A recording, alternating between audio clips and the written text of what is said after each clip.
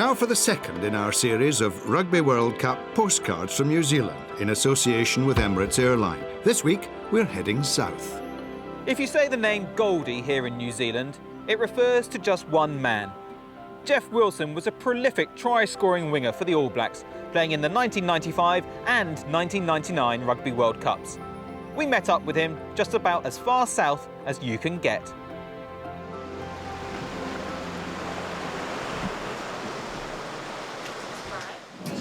Stuart Island flight? Yep. That's the one. Perfect. Thank you. Thank you. Front row seat.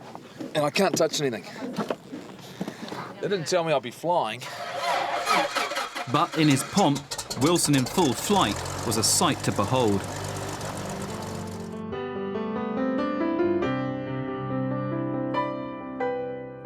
Merton's lovely step that time. Wilson steaming up outside him.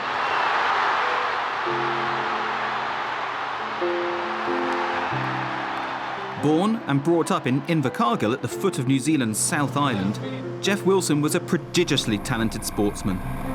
As a schoolboy, he won national titles in athletics and basketball. But even those achievements were surpassed in 1993, when, aged just 19, he made his senior international debut for his country in both cricket and rugby, edging out the great John Kirwan on the All Blacks' right wing. I think it was the land of opportunity, really.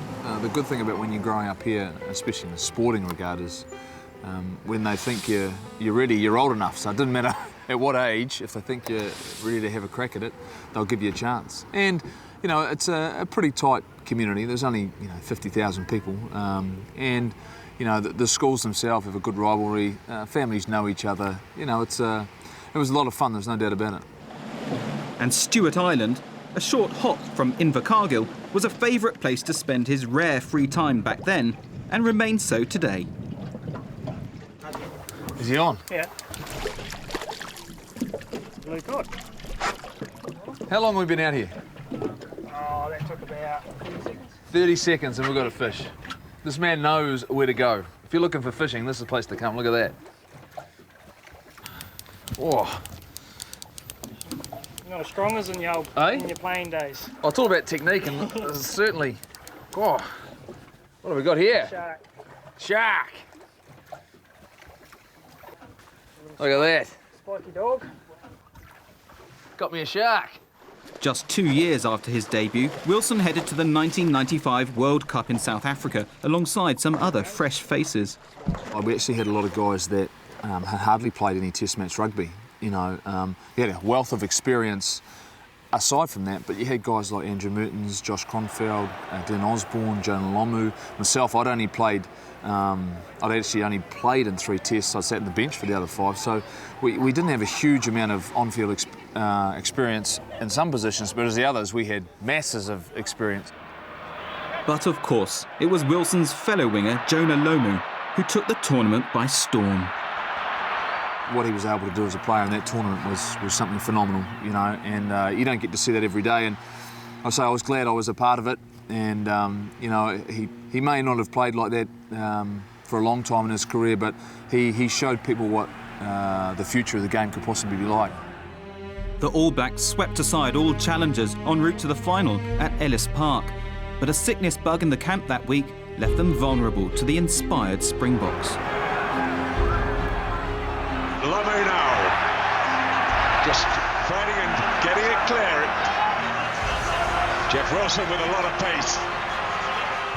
I would say 2/3 of the team were affected in some way. I mean, I was one of the guys affected the worst. But, overall, we went into that game knowing what we had to do to win. And, I certainly don't think we've got any excuses. And my memories are a little bit vague because basically for 2 days beforehand, I'd eaten a bowl of soup and a bread roll. That's all I'd actually managed to hold down. So, some of us found it incredibly tough, but, in terms of what it did for South African rugby, and it certainly, I think, put their aura back in place.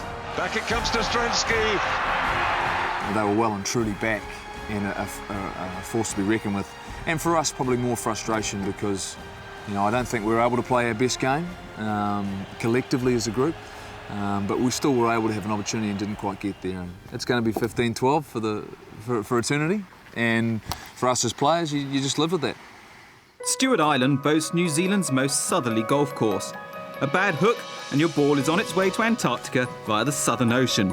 But it's these sorts of opportunities Wilson hopes fans will experience later this year.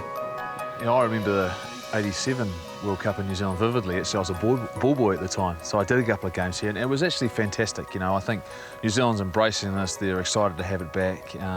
But I think across the country, you know, we've always been very welcoming to our visitors, and we know how it is important for our country to host this event right. But anytime, anywhere you come to New Zealand, you're going to get looked after really well. And I think especially down south, you know, I think the people are always friendly. They want you to have a good time. They certainly know how to have a good time down here, and they want you to be part of it. So, you know, I think it's going to be an exciting time for everyone.